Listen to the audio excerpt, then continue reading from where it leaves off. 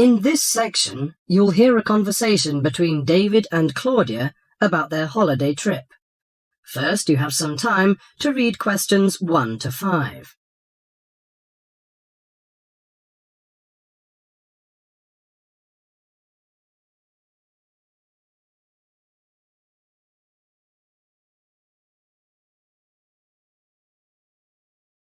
Now listen to the conversation and answer questions 1 to 5. Well, Claudia, our first semester at university is almost over. I can't wait for the holidays. Oh, me too. Why don't we go somewhere far away and forget about lectures and essays and all that hard work? Sounds good to me. How about if we go to the coast?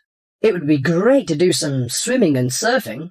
The coast would be good, but let's look at our other options. There are the mountains. They're nice and cool at this time of year. There's also the desert, which I really enjoyed last year. What about going to Sydney?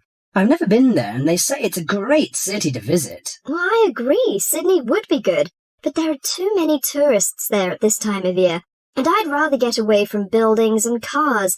I vote for the mountains. All right, then, let's do that.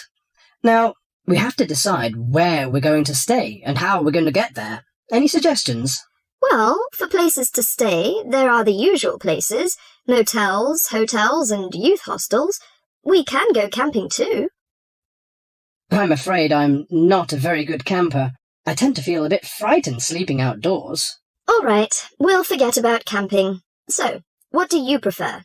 Well, since neither of us has a lot of money, I don't think a hotel or motel would be possible. How about a youth hostel? Oh, I'd rather not go to a youth hostel.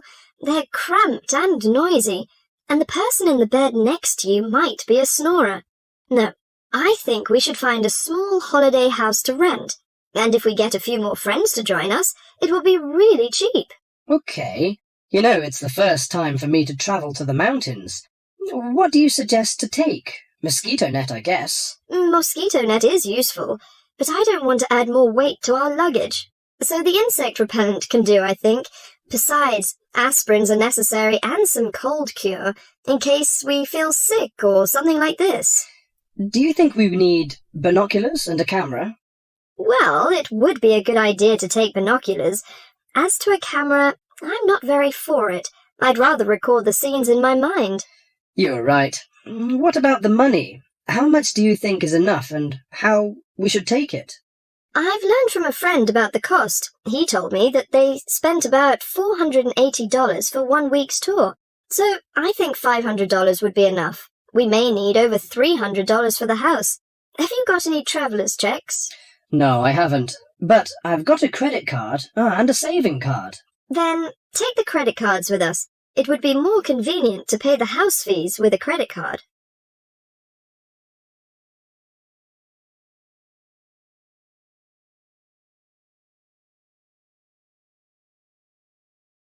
Before the rest of the conversation, you have some time to read questions 6 to 10.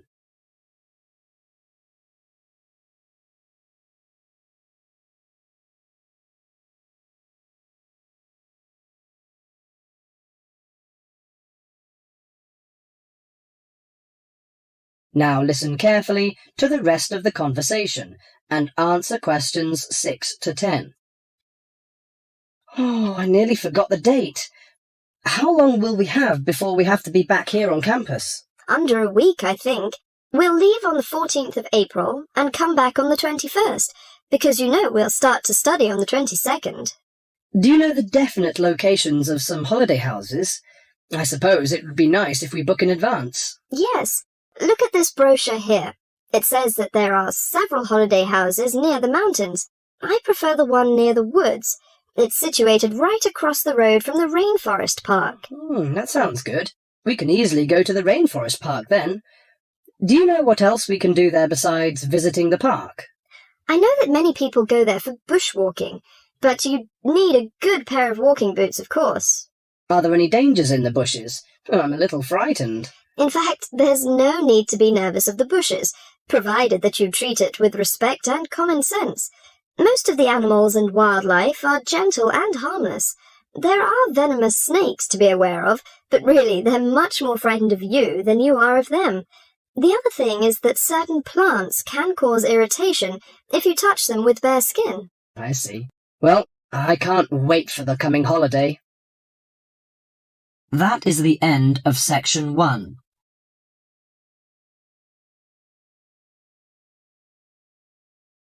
You now have half a minute to check your answers.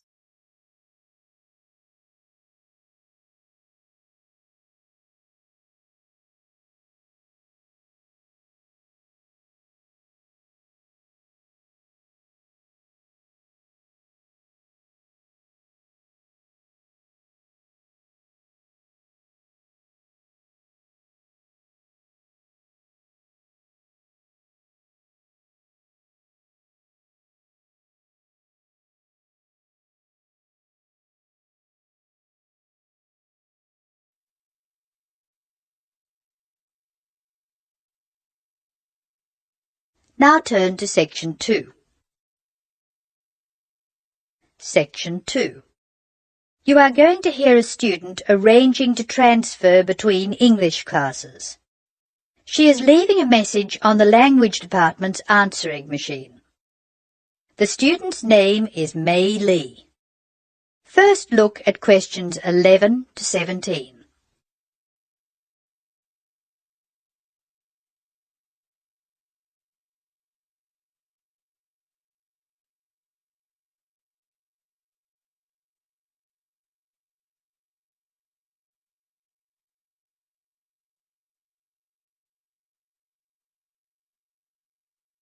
As you listen to the first part of the talk, answer questions 11 to 17.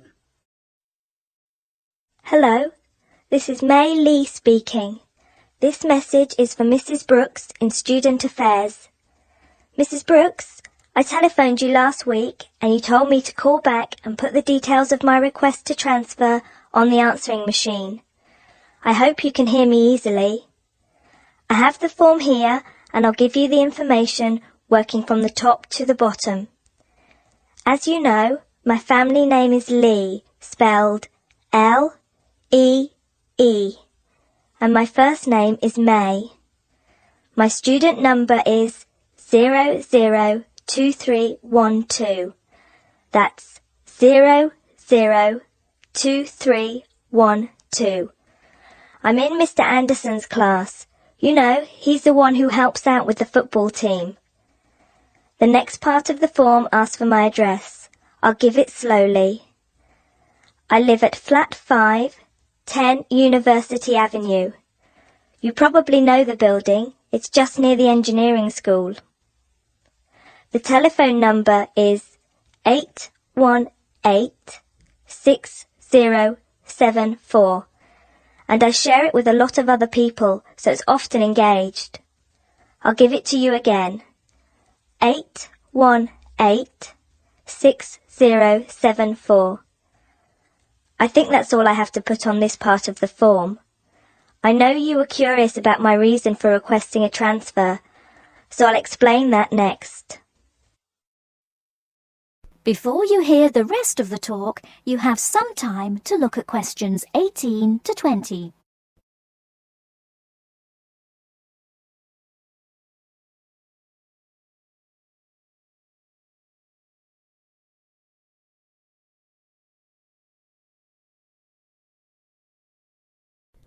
Now listen and answer questions 18 to 20. Now I'll tell you why I want to transfer between classes. Mrs. Brooks, I really like my teacher and my classmates, but I find it very hard not to speak in my own language. I just begin to think in English when the class ends. And I'm surrounded by other people from my country, so it's natural that we all speak in our mother tongue. I have been looking around for a class where there are very few other people from my country, so I'll be forced to use English. The best class I can find is the evening class, which begins at 6 p.m. Most of the students in that class come from countries which speak Spanish, and I can't speak a word, so I must use English. I have an Italian friend in the class, and she tells me there are 2 Hong Kong Chinese, 6 Spanish speakers, and one Japanese student. She says most people speak English at the break, although sometimes the Spanish slip into their own language. I checked the class list, and 2 students have dropped out of the evening class, so there should be room for me. Could you please see if I can join the class? I'm not sure what the class number is, but the evening class I want is in room 305 of the Trotter building. The class I'm in now is next door to the Trotter building in Prince Tower, so it's very easy for me to find my way to the new class. I'm not going home until late today, so could you please leave a message for me at my friend Margaret's house? Her number is 812-7543, and she has an answering machine. I do hope you can transfer me, Mrs. Brooks. If there is any more information you need, please call me. Thank you very much. That is the end of section 2. You will now have some time to check your answers.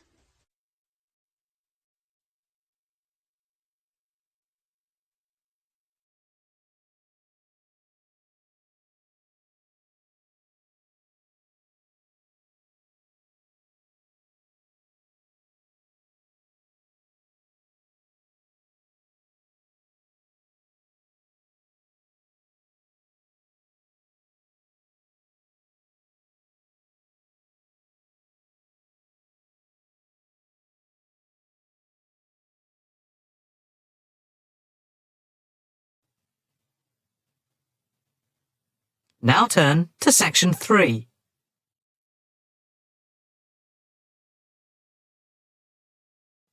Section 3.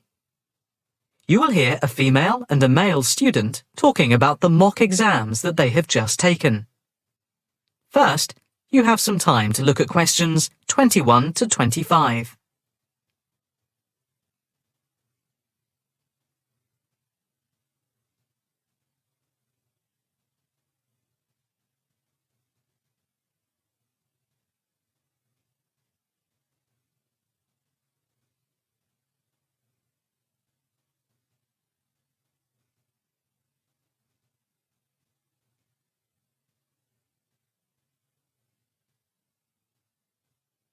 Now listen carefully and answer questions 21 to 25. So, what did you think of the practice exams last week? You mean the mock exams? Yeah. I thought some of them were tough. They were certainly hard, and generally they were very long. Yeah, they were spread over a whole week, which made it impossible to relax. Exactly. But what did you think of each test? Of the 7 exams we did, the least enjoyable for me were the 2 3-hour essay papers. Why didn't you like the essay papers? I'm not particularly good at writing things down like that in a short space of time. And I don't think it's a good way of testing our theoretical knowledge of medicine. I'm the opposite, I'm afraid. I'm much better in the written essay exams than the other types of tests. But what about the 2 multiple-choice exam papers in basic science and anatomy? They weren't too bad. If you didn't know the answer, all you had to do was guess. That's okay, but I never feel comfortable with guessing. And you know that there is research that shows that women are disadvantaged when doing multiple-choice questions compared to men. You've mentioned this before, but I'm not sure I believe it. It's true. Multiple-choice questions benefit men more than women. They are a male construct. If you say so. It's not if I say so.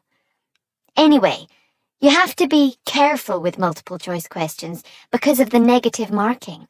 That can really bring the score down if you keep guessing and get all of the guesses wrong. It's double negative. Yeah, that is a danger. What about the role play? Did you like that? Yeah, with the actors and actresses as simulated patients. Yeah, I thought that was by far the best part of the exam. Why was that? What I liked about it was during the 24 test stations, we had a chance to show what we know about communicating with patients and show our practical medical knowledge, etc. Yes, I think I agree with you there. I enjoyed all of the stations, but I can tell you I was tired at the end. I have done a practice exam with 12 test stations, but not 24. It was exhausting but also exhilarating. I agree completely. It lasted nearly 4 hours in total with the break. Before you hear the rest of the conversation, you have some time to look at questions 26 to 30.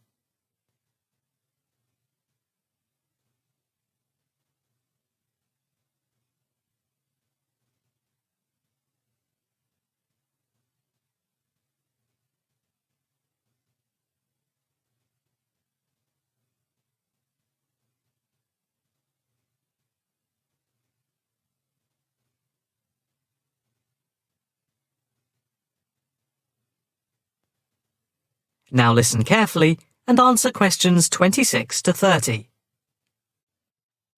What did you think of the other 2 exams? The 2 problem-solving tests?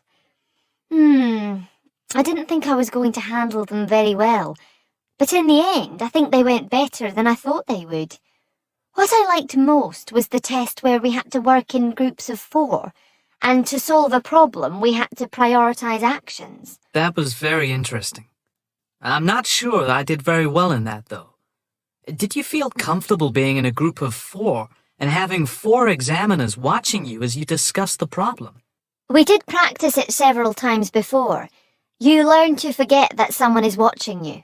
But some people are better at speaking in group situations like that, and they get the best marks. The test doesn't just assess whether people can talk a lot. It's about showing you can listen, organise your thoughts, and then show you can be part of a team, allowing other people to speak. Well, we'll have to see how it goes. When do the results of the mocks come out? They said next week, and then it's the finals 2 weeks later. Yeah, we've got that to look forward to. What is the policy on resits? Why? Are you planning to fail? No, but, well, you know what I mean. The resits are held in September, and if there is any problem after that, it goes to appeal. We'll just have to make sure we don't fail any part of the whole examination. I certainly wouldn't want to do any of it again. Me neither. It's hard when you are not allowed to fail any of the exams. I bet they don't have that policy in any other subject. Probably not. That is the end of section 3. You now have half a minute to check your answers.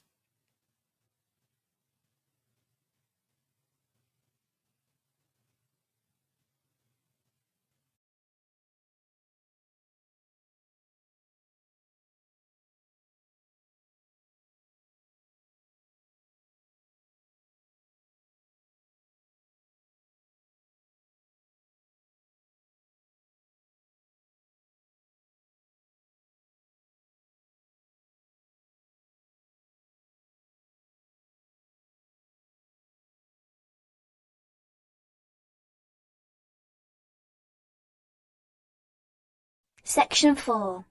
In this section, you will hear a report about crime and punishment in the UK. First, read questions 31 to 40.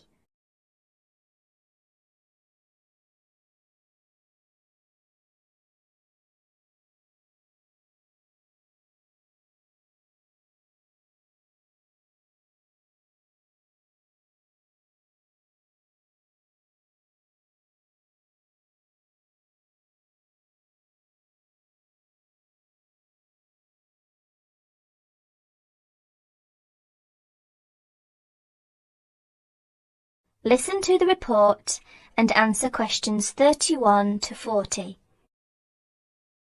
Like many other countries, Britain has experienced a great increase in criminal activity of nearly every kind. Nearly 5 times as many acts of violence were reported to the police in 1997 as 20 years before. Although most burglars are not caught, those who are caught overload the courts and prisons. Although the courts try, in theory at least, to use probation, community service, and other devices to avoid sentencing people to prison. The 50,000 people in prison are more in proportion to the population than in any other Western European countries. Vast sums are being spent on building new prisons, but the prisons are still overcrowded, and the humiliation suffered by their inmates makes rehabilitation difficult. Many prisoners are released early on parole. The prisons in England are run by the Home Office, though each prison has a local board of visitors who make reports about conditions and also deal with serious bad behaviour. Normally, prisoners are released after serving 2/3 or less of the time for which they were sentenced. But an offence in prison may be punished by the loss of some days of remission. There are several kinds of prisons, including open ones, and some prisoners go out to work in groups outside. Prisoners who want to study for examinations are helped to do so, and there are training courses in prisons. But in practice, some spend little time outside their cells.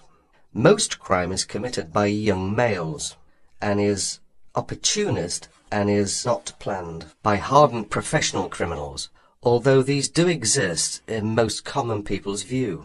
Crime tends to be concentrated in large cities and urban areas. About 94% of offences recorded by the police in England and Wales are directed against property, but only 5% involve violence. Rising affluence has provided more opportunities for casual property crime. In 1977, for example, car crime was only 1/10 of total crime, but this has risen to about 28%.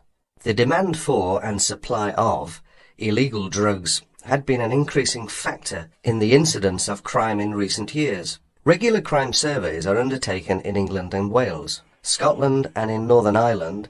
In 1999, a survey in England and Wales asked respondents for information about how crime had affected them in 1998. It estimated a total of 15 million crimes in 1998, the majority of which were against property. Violent crime accounted for only 5% of the total, while 36% involved vehicles, 9% were burglaries, and 30% other forms of theft.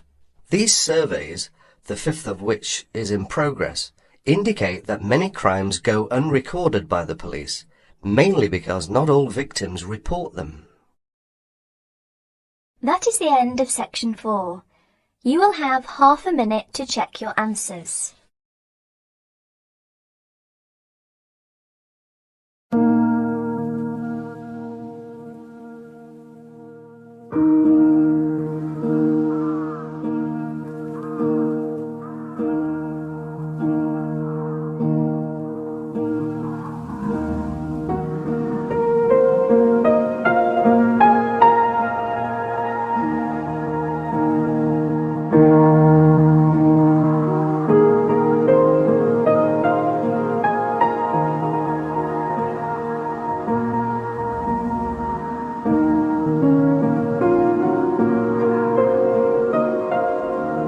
Thanks for watching. Here are other 2 videos. You can watch them as well.